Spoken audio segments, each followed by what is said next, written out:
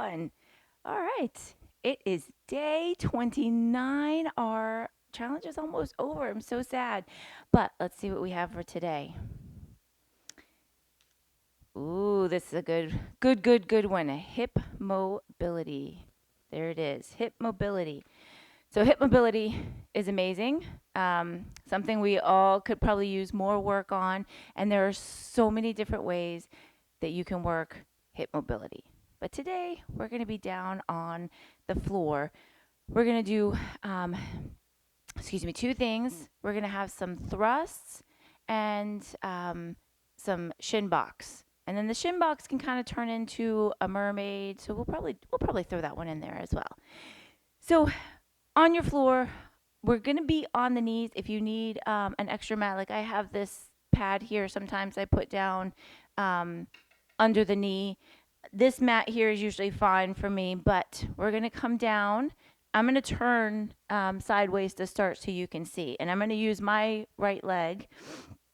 So what you want to do, I like to keep my toes tucked. You could have them relaxed. That's your choice. We're going to start slow, so we're working through that mobility of the hip to flex and extend. So I want to pick up my right leg. I'm going to step it forward and lean into it. Now we did a low crescent lunge before leaning into it. So right here, we're stretching through here, we're flexing through here, and then you're going to come back. So you can just go alternating right here, or you could stay on one side and just keep going to that one side. I'm going to do two on this one.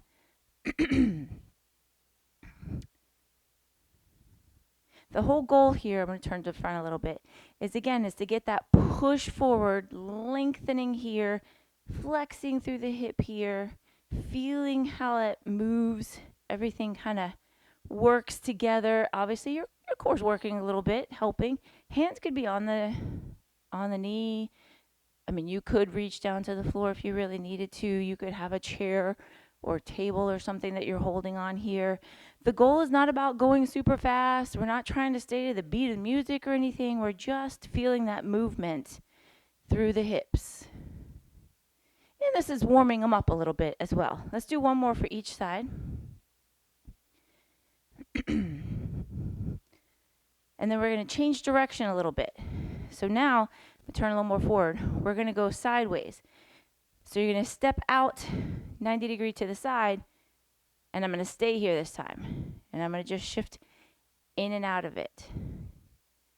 So I'm keeping my chest, I'm keeping everything else forward, but I'm having that knee externally rotated. So we're just doing the same kind of thing, just moving through a different plane of motion. And again, now this one you might feel the knee a little bit more. Have a cushion under, put a towel under it or something. Of course, I did not count. We're going to switch. So if you counted, make sure you do the same on this side. This is why a lot of times I like to move with the music, because I let the music count for me instead of me having to do it. Now you can, if you do these again on your own at some point, I like to combine these. I do that in class too. So you step forward, step side, step forward, step side, or just like we did today, you do them going forward, then you do them going to the side. Let's do a couple more here. Again, feel that opening. And then bring it back. Now we're going to come all the way down to the floor. Doesn't matter which leg you bring forward or to the side, because we'll do both. This is called a shin box, a 90-90, whatever you'd like to call it. The goal is one leg is coming straight out the front, so that knee is straight out in front of the hip. The other leg is shooting straight out from the side. So think of what we just did, the two different motions. We're putting them together. Flexing the feet will help to protect, and you don't want to have the knees like this. We're not trying to pull the knees. We're going for that 90-90. So you're making a box with your shins is the goal. Feet can be flexed or, semi-flexed to help protect the knee. Now, I am capable of sitting up, mostly upright here. I mean, I'm leaning a little, but mostly upright.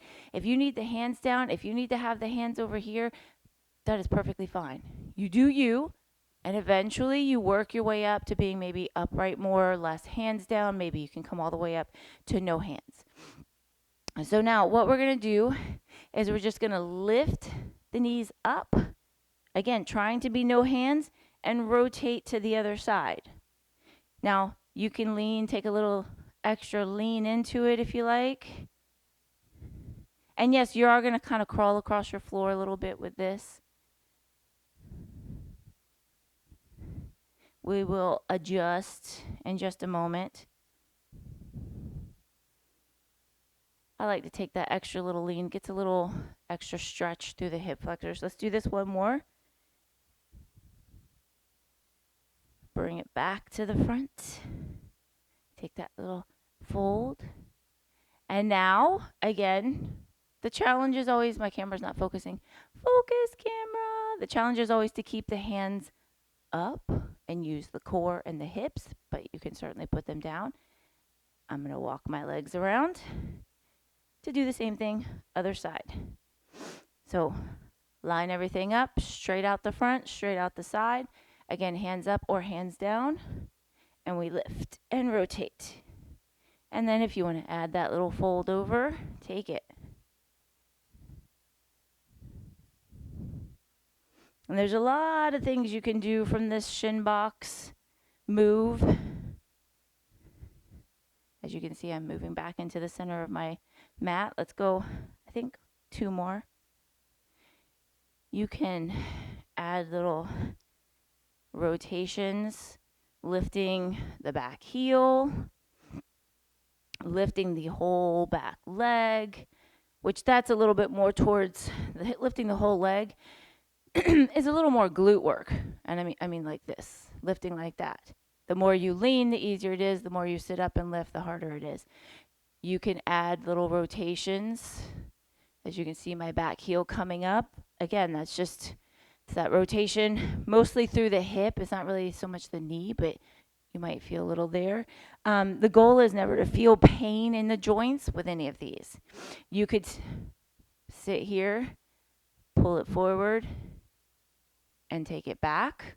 Lots and lots of things that you can add on to that shin box. Actually, we're going to stay in that position because we're going to do our mermaid and then we'll be done. So do these again. Your body gets warmer. Do them at the end of a workout.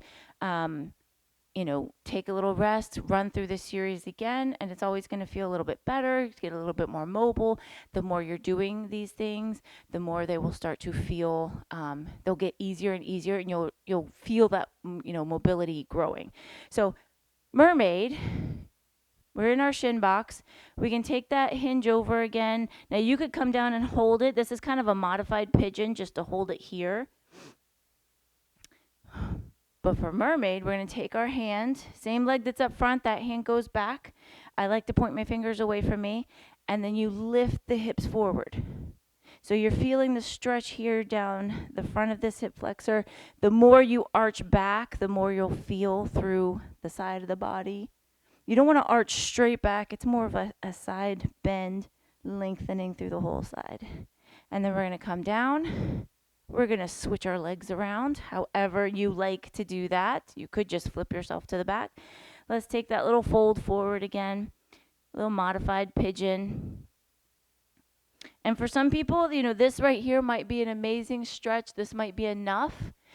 If it's not and you feel like you could go deeper, you straighten that back leg out and pull yourself more forward over it. But take that same hand as the leg that's up front. Other hand reaches up, hips thrust forward in your mermaid. And then again, you decide how much you arch with it. Feel that nice lengthening and stretching right there. And bring it back down. And then we're just going to rotate feet wide and just let them kind of shimmy side to side a little.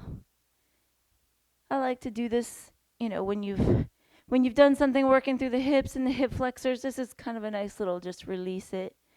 And then if you have time right now, take a shavasana. There's never a bad time to just lay down and rest and let the body and mind recover. But for me, I don't have that time or that luxury. So we're going to finish ourselves up here and get that back on. I hope you have an amazing rest of your day.